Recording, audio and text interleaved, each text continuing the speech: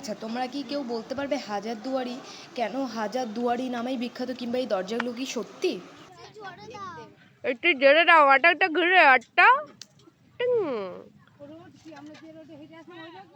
আস্তে জুতো কিন্তু স্লিপ খাবে। Hey guys. Hey guys, Welcome back to our channel. welcome back to our channel. The Ria Official. The Ria Official. আজকে আমরা কোথায় এসেছি? আজকে আমরা এসে হাজারদুয়ারিতে, আর আজকে যে মিনি ব্লগটা হবে, এটা মিনি ব্লগ না, এটা ফুল ব্লগ।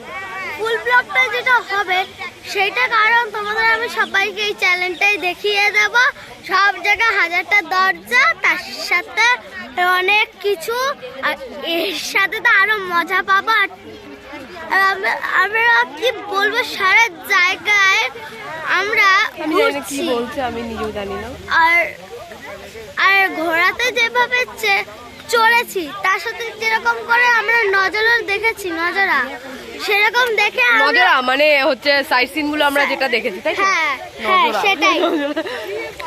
সেটা আমি আমার মাসি মিলে সবাই মিলে ব্লগ করছি, ফুল ব্লগটা দেখো সবাই, আর এনজয় করো।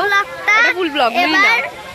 এবার তোমরা এনজয় করবে হাজারদুয়ারিতে এসে। Bye bye. হয়ে গেছে ওটা কতবার ওই একই জিনিস। হ্যালো গাইস, কি করবি এবার? এবার থেকে ভাবছি তোকে আমার ব্লগে নিয়ে নেবো, তুই আমাদের বাড়ি থেকে যাবি। হয়ে গেছে হাই গাইস বারবার করতে নেই। আমাদের এখান থেকে শুরু হচ্ছে, আর এটা প্রচুর বড়, মানে যতটা জায়গাটা আমরা জীবনে দেখিনি, এত বড়। তোর জীবন কতটুকু? অনেকটা। আমরা যেভাবে ব্লগ করছি, এই ব্লগটা কেউ আজ পর্যন্ত দেখবে না, এই প্রথমবার দেখবে। এ ভাই তুই চুপ কর। হাজারখানা দরজা নিয়ে বিখ্যাত এই হাজারদুয়ারি, সেটা কি সত্যি আদৌ? না, এর বেশিরভাগটাই হচ্ছে মিথ্যে। আসলে সেই যুগে যাতে সবাই চুরি করে কিংবা আক্রমণকারীরা প্যালেসে ঢুকে সহজেই যাতে বেরিয়ে না আসতে পারে, তাই সৈয়দ মুবারক আলী খান ক্লু, জনপ্রিয় নবাব হুমায়ুন যার নির্দেশে 19th সেঞ্চুরিতে আর্কিটেক্ট ডানক্যান ম্যাকলোড গঙ্গার তীরে গড়ে তোলে এই হাজারদুয়ারি। এটি আগে বরাকুটি নামে বিখ্যাত ছিল, কিন্তু শোনা গেছে যে এটা বানাতে 16.5 লাখ স্বর্ণমুদ্রা লেগেছে।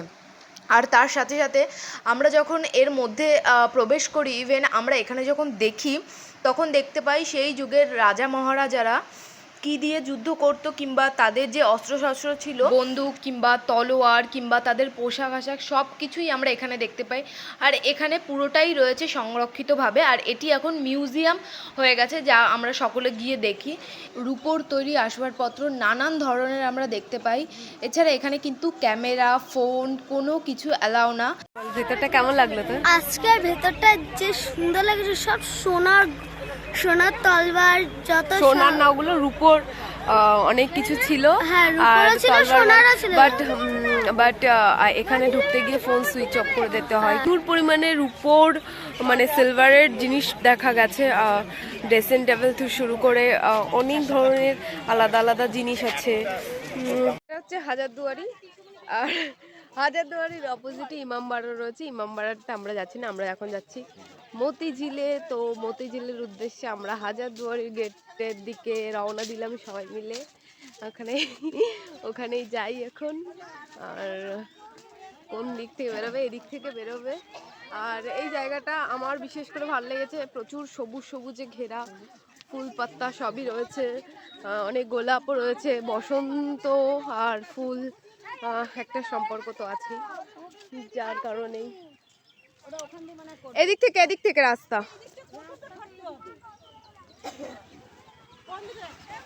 তো কি সুন্দর পরিষ্কার আকাশ, গরমও যার জন্য লাগছে। চূড়ান্ত পর্যায়ে এটা ডিসাইড করতে পারছি না কোন দিকে যাবে, করতে পারি ভুলভাল হয়ে যাচ্ছে। চলো ভাবি, মনে হচ্ছে যেন রিপোর্টিং করছি। কি অবস্থা। এবার আমরা মতিঝিলে যাব। কি সুন্দর গোলাপগুলো, কি দারুণ কি সুন্দর। আমরা এখান থেকে বেরোই, তার আগে আমি 2-4টে এখানে দাঁড়িয়ে ফটো তুলে নিই। চলো, এটা মতিঝিল, আমরা ওই হাজারদুয়ারির পরে এখানে এলাম। আর এটা এখানে টিকিট কাউন্টার থেকে আমরা আমাদের টিকিটগুলো কালেক্ট করে নেব। অনেকজন তো সেহেতু একটু সময় লাগবে, ততক্ষণে আমি এই জিনিসগুলো দেখাই।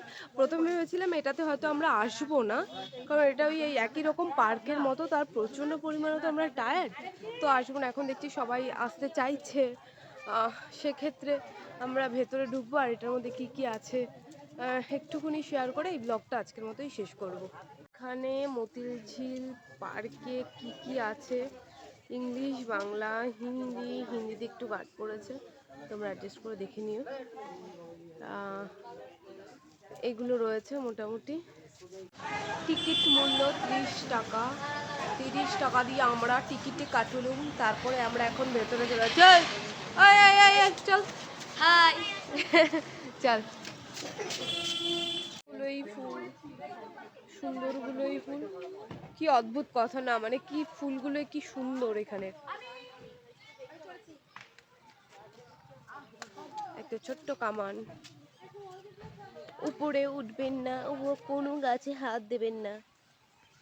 টয় ট্রেন রয়েছে, পার্ক মতো রয়েছে, জায়গাটা বেশ সুন্দর, আমাদের ইকো পার্কের মতো রয়েছে এটা। আর এটা রয়েছে টয় ট্রেন, আর তোমাদের প্রাইস লেখা আছে, আমি একটু জুম করে দেখিয়ে দিলাম, এই যে। আচ্ছা, তোমাদেরকে একটা ছোট্ট জিনিস বলে দেই যে এইখানটায় ঘোরার জন্য কিন্তু সারাদিন তোমরা যদি ঘোড়ার গাড়ি নিয়ে নাও তো মোটামুটি পার হেড 200 টাকা করে পড়ছে। ওরা কিন্তু সেইভাবেই তোমাকে প্রত্যেকটা জায়গায় ঘুরিয়ে দেবে। পা ব্যথা করছে, ওলে বাবা লে, আয় এদিকে আয়, লেগে যাবে। মাথা ঘুরবে, গোল গোল গোল গোলই হয়ে যাবে। Hi fi.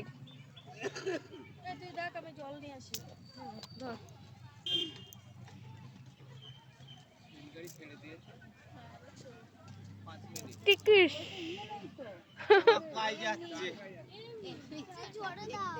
একটু জোরে দাও, আটা ঘুরে আটটা।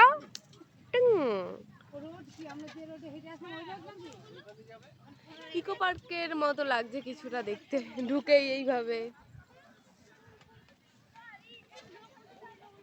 সেই পার্কে এইটুকুনি রয়েছে, আর তেমন দেখার মতো কিছু একটা যে নতুন আকর্ষণীয় তেমন তো না, কিন্তু আসলে বেশ ভালো লাগবে, শান্তি একদম। এখন বিকেল হয়ে গেছে, আরও বেশি ভালো লাগছে, রোদ নেই, ভালোই লাগছে। বাই দ্য ওয়ে, আজকের ব্লগটা কেমন লাগলো জানিও, আর দেখাবো অন্য একটা ব্লগে। ততক্ষণ সবাই ভালো থাকো, সুস্থ থাকো, ব্লগটা আর বাড়াচ্ছি না, টাটা।